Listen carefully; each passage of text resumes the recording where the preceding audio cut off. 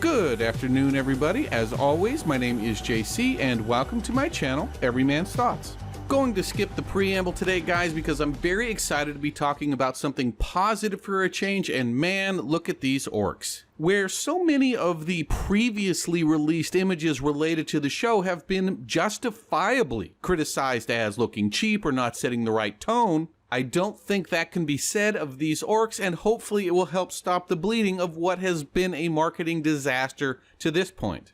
To go along with these pictures, we also have a short but interesting article from IGM, but I want to take a brief look at these photos before we break down the article. This first photo just jumps right off the screen at you and sends a strong message that there's some quality here and attention to detail. The first thing that tugs at me is the helmet. Although it's likely the simplest thing we see in this picture, it has a lot of emotion tied to it. In addition to medieval fantasy, I'm also a huge fan of the whole post-apocalyptic genre as well. In a post-apocalyptic scenario, I generally find it compelling when a character finds an item that speaks to the way the world used to be contrasted to how it is now. For me, at least, that's what's going on with the helmet in this picture.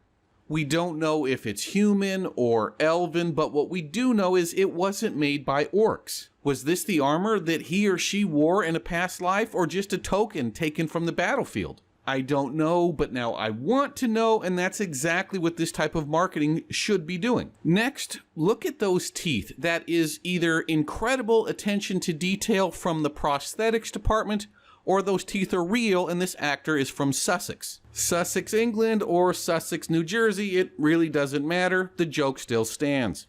Now, I said he or she because with this picture it is hard to tell, and they did announce there will be female orcs. I will be discussing that issue a little later in the video.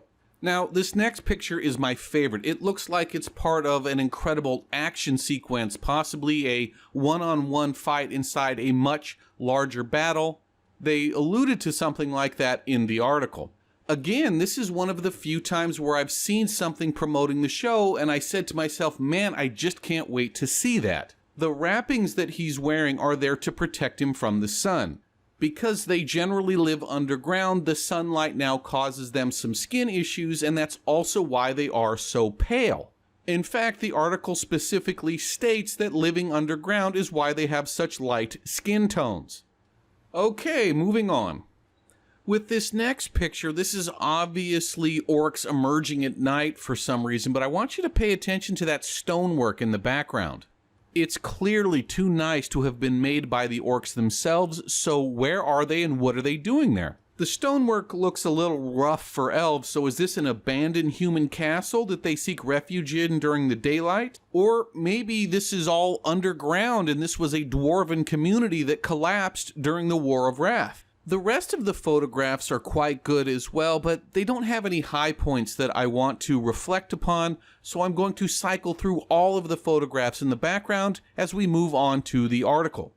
The most exciting thing to come out of the article was the first thing that the article covered. When discussing the passion that the showrunners had for orcs, an executive producer made this comment. It was really important to them, the showrunners, to treat them, the orcs, as their own culture and explore their world on its own two legs and in its own right.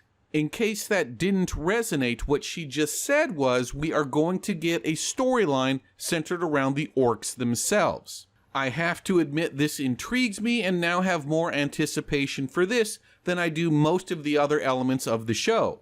Unfortunately, this has as much to do with the little regard I have for some of the other storylines we're likely to see as it does the orcs themselves, but a win is a win. Although I want to say unequivocally I think this is positive news and I'm excited for it, there are two big red flags here. The first is time. I'd consider us all lucky if the entire run of this show lasts even 50 hours. So in 50 hours we have to cover all of Galadriel's story, the Dwarven story, the Hobbit's story, a Isildur story, and he hasn't even shown up in the marketing yet. Sauron's story, the forging of the rings with Celebrimbor, and the corruption and fall of Numenor. This was already going to be a crowded show, so we'll see how much time they actually spend with the orcs, but at least they look good. The other red flag is how are the orcs going to be represented? In Tolkien's world, the orcs were corrupted by Morgoth. Now, whether they were men or elves are subject for debate, but that corruption is at their core, and I'm guessing that's what most of the fans want to see. I don't want to get too lost in the politics of this, as I find the whole thing disingenuous and idiotic, but there are some of the mindset that these completely fictional characters are somehow a metaphor for a subgroup of traditionally marginalized real-life people. Therefore, the orcs being irredeemable, or the language surrounding that, is now quote-unquote problematic. I'm hoping Amazon will just ignore this idiocy and give us the orcs as they were intended. If the real reason why Amazon gave orcs the lighter skin is so that they could sidestep this issue, then fine by me. As the article continued, they discussed how they were going to bring the orcs to life on screen and the, quote, marriage between practical effects and CGI. It was during this discussion they gave the strong impression that the show will lean heavily on practical effects and only use CGI whenever absolutely necessary. This is something fans should absolutely be happy to hear. CGI is expensive, it's time-consuming, and it can go very bad very quick. For example, the images you're seeing on your screen are from Wheel of Time. That was another Amazon show. It was also a fantasy, and it released in late 2021. That's only about 6 months ago. Admittedly, this CGI is embarrassingly bad, but you may recall something similar happened to the Witcher series when they tried to CGI a dragon, both serving as excellent examples as to why when it comes to TV shows, fans are more inclined towards practical effects. As we continue, this brings us to the most controversial subject related to the article, and that is the presence of female orcs. Here's where my mind is at. Tolkien did say that female orcs exist, so their existence isn't controversial. However, he also said that female orcs didn't do anything, and we all know Amazon didn't put them in the show to do nothing.